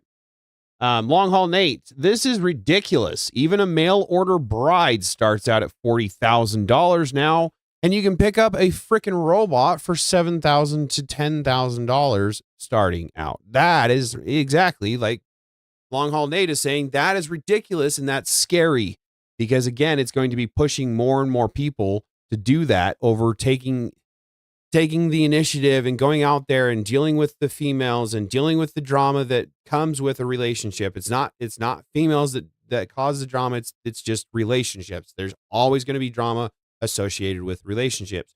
So if you can literally have a relationship with something that does not feel, does not have the emotions, yeah, of course you're going to want to do that over something else. That's where the Bible, that's where God, that's where our morals, our standards, our integrity comes into play. And we have to stay away from this kind of idea. We have to fight it. And women, you have to start allowing men to at least try. And men, get the frick out of your basement and go try. All right. So we've been programmed to accept this. Aliens, superheroes, you name it. Yes, Daisy, they've been programming us to accept the fantasies, the transhumanism. You know, they're trying to get us to be accepting of the way that they want us to be. As if reacting to pain itself, the clip spread rapidly online. While many found it funny, it exposed a serious reality. The robot didn't malfunction. It performed exactly as trained. Its motion accuracy was so high that it delivered a flawless strike to an unintended target. This is the real danger of Long on, Nate. At least that's what your older brother told you. Did he order a mail order bride? Is that what I'm gathering? Oh, that's funny. Yeah, and again, I'm trying to keep an eye on both both chats. So if you sent a chat that I didn't see, I'm sorry.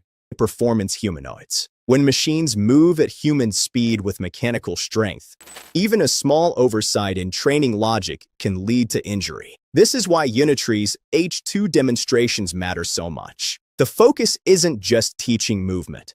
It's teaching spatial awareness, distance, and human presence. When you step back and look at the H2, the T800, and the G1 together, a clear pattern emerges. Humanoid training has fundamentally changed. Older robots relied on rigid, pre-programmed joint paths. Movement looked artificial and fragile. Today's system— Yeah, that was the robot that I was, that was the type of robot that I was watching going through with Boston Dynamics. Yeah, see Boston Dynamics in the corner here.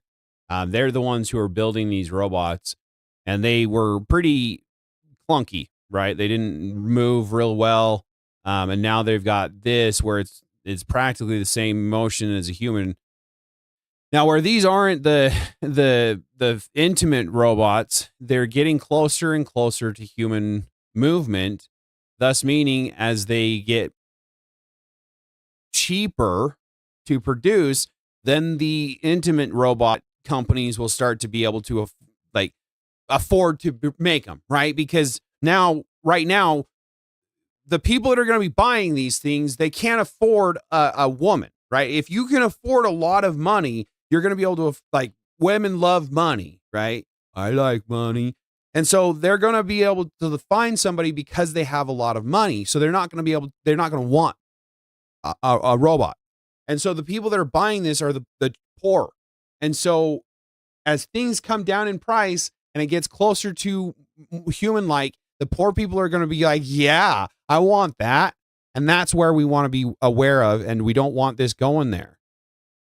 We're getting kind of close to the end of my stream. So let me get to the end of this here. I don't know if there's really much else that we need to cover here, but torque per joint and 14,000 watts of instantaneous power. That level of force allows sprinting, jumping, and combat-style movement. Instead of slow mechanical steps, the T800 moves like a trained athlete. This shift marks a move away from staged concepts and— yeah, again, that's fairly smooth. It doesn't look like a human as much. This is the type of robot that we should be sticking with. It shouldn't get any closer to human than this. As far as I don't even believe in this, but I digress. War tech is always a driver of advancement, and then it makes it to the mainstream when they move it to the next generation. Exactly. War is always the driving factor of everything. So as these robots get into the war industry and then they become mass produced and they become cheaper to produce, then they start to get into the private sector. The scariest part is that the first robot backflip was technologically a marvel. It was clunky, but incredibly impressive, and that was just a year ago. Now look at them flipping and spinning and kicking and whatever else. Exactly, Elric. And that's just it. It's like I said, I've been watching this stuff build for a while, and they were really clunky. They would just fall over and just moving, just walking, right? And then that first backflip, it was just like, whoa, where did that come from? And now we've got this, right? Go Tyler TV. Did you see the Boston Dynamic robot video of it doing a round off backflip? I do believe I did see that. I wish I would have thought about that. and actually, because it's extremely impressive for even a human to do, let alone a robot that is usually clanky as heck. Yeah, Apprentice, that is a huge improvement, and it is scary thinking about it like that. Toward robots built for factories, emergency response, and physical labor. Not every robot at CES was built for power or speed. Some were designed for comfort. Tombot presented Jenny, a robotic companion created for seniors with dementia and individuals dealing with anxiety. Jenny uses 9 servo motors to control subtle movements. Oh, was it going around today, huh? I must have missed it. Dang it. Of course, because I was trying to collect stuff for my video today. Wish I would have saw it. Oh, well. Ears, head tilt, eyebrows. That's not what we're talking about, so we'll just skip past that real quick. Yeah, I think this just mainly just talks about the rest of the advancements in technology, AI. It's kind of what I was covering today. Kind of all I had. As far as that goes, what are your guys' thoughts on it? Do you think that this is the way we should be taking our intimacy, the connection that we are trying to have with people? Should we keep it online like we have been, or should we just try to get back to the human interaction? Kind of all I have. It doesn't look like there's anybody that I want to or not want to. Sorry, there's nobody that wants to talk to me that wants to be featured on the screen. So, as far as anything else goes, please take care of yourselves out there. As always, remember those Second Amendment rights within the United States, or response time will always be faster than that of the police.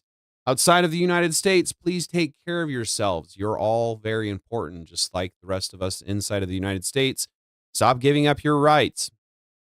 For now, I care about all of you, and let me get my music started, and we'll send you off for the day.